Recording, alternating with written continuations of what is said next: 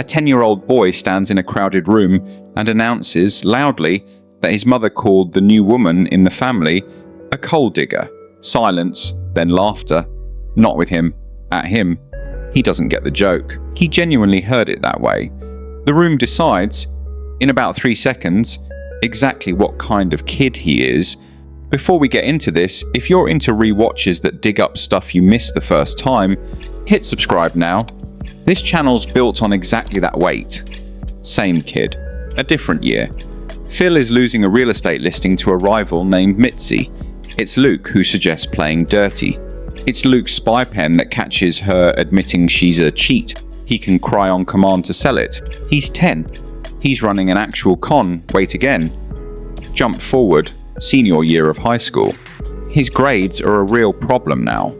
He applies to schools like NYU and Notre Dame. He doesn't get in almost anywhere. He ends up taking a gap year because nothing else worked out. So which one of these is actually Luke Dunphy? The punchline? The con man? The kid who couldn't get into college? Modern Family asks you to believe all three, in the same character, and never once explains how.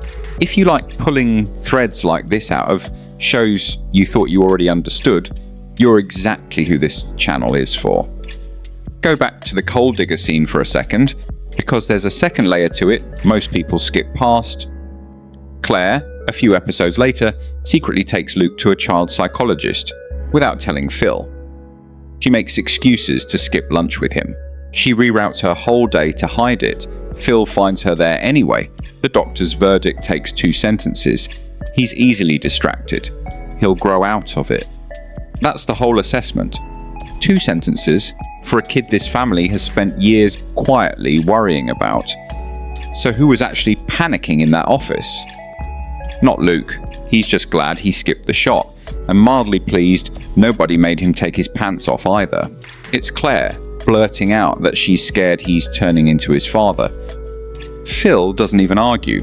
He just says quietly that some things about him can't be changed anymore, but it's not too late for Luke. That line was never about Luke. It was about Phil. She needed her son to have a problem, because he's turning into Phil was scarier than he's just a kid. Wait, now go back to the spy pen.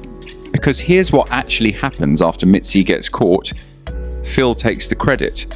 The show frames it as Phil's cleverness, Phil's redemption arcade for the episode.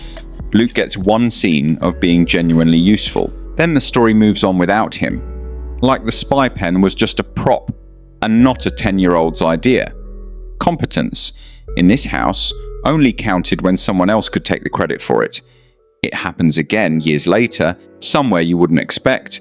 A Caltech campus tour, a psychology experiment.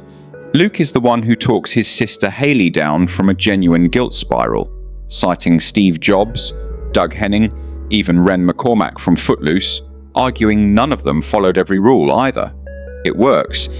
She believes him. Then the scene ends. Nobody mentions it again. Over 3 different seasons, 3 moments where Luke is clearly functionally capable. 3 times the show lets it happen and immediately forgets it happened. That's not writers being inconsistent by accident. That's a family and a show with room for exactly one version of him. Wait though, because the label doesn't just come from the top down.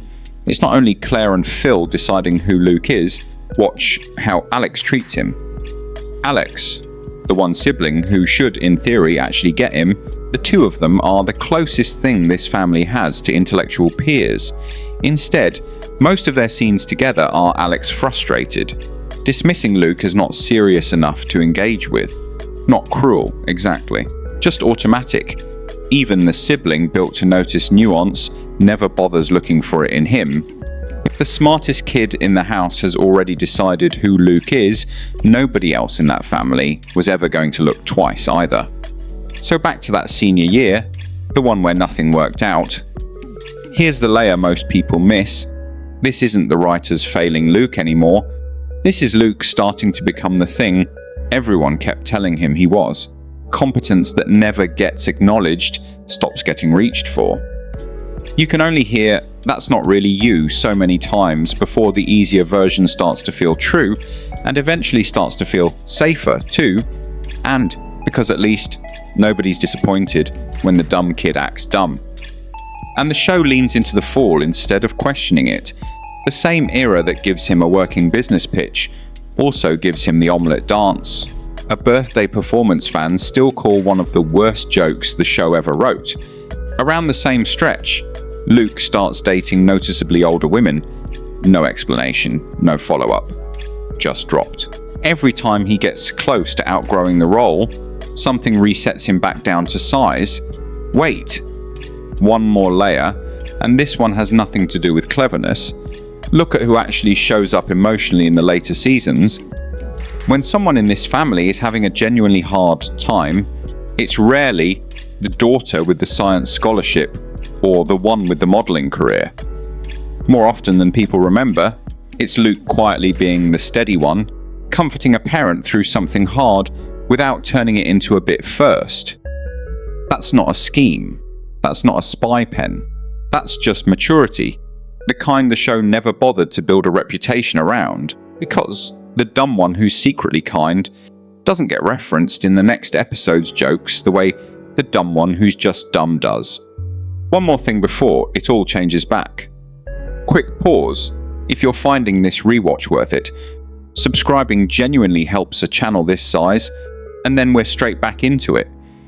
Here's a fact that isn't a theory, it's documented. Nolan Gould, the actor playing Luke, has been in Mensa since he was around 4, reported IQ over 150, graduated high school at 13.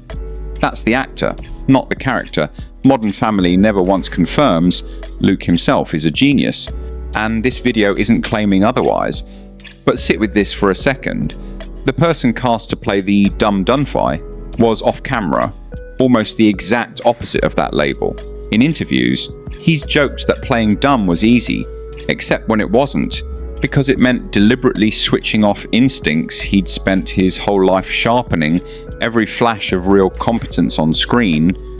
The spy pen, the Caltech line, the business pitch, the quiet comforting, wasn't an accident of the writing, and it wasn't an accident of the performance either. Somewhere underneath the role, there was an actor who understood exactly what it cost to be underestimated on purpose. Then, finally, the cycle breaks. Not with a twist. With the finale, most of that last year, Luke watches his sisters figure out their futures while his own applications go nowhere, quietly assuming this is just how his story was always going to go. Then quietly, in the last stretch of the show, he gets into the University of Oregon, no scheme, no spy pen, nobody covering for him or stepping in to take the credit this time. He says a real goodbye to Manny, the friendship the show let go slack. The second Luke turned into a jock with better places to be. The same friendship that had quietly defined half his childhood. He tells his sisters he still wants their advice, and means it, out loud, without a joke attached to soften it. 11 seasons in, the show finally lets him finish something on his own, in front of everyone, without anyone else taking credit for it. Go back to that first room. The coal digger line, nobody there was actually wrong, not the family, not Luke. He said exactly what he heard, with total sincerity, waiting his whole turn to say it, and the room decided that was funnier than asking him to explain himself. Nobody stayed curious about him for more than a few seconds, that day or most of the 11 years after it. He wasn't misheard because he was slow. He was misheard because nobody around him, on screen or behind the camera, ever slowed down long enough to listen twice. Luke Dunphy wasn't the dumb one. He was the kid nobody let finish growing up. So next time you watch that coal digger scene, don't just laugh at the misheard phrase. Watch how fast the room decides who he is, then ask how many real people you've done exactly that to without noticing. Which Luke moment did you forget existed? Tell me below, and if rewatches like this are your thing, there's plenty more waiting here.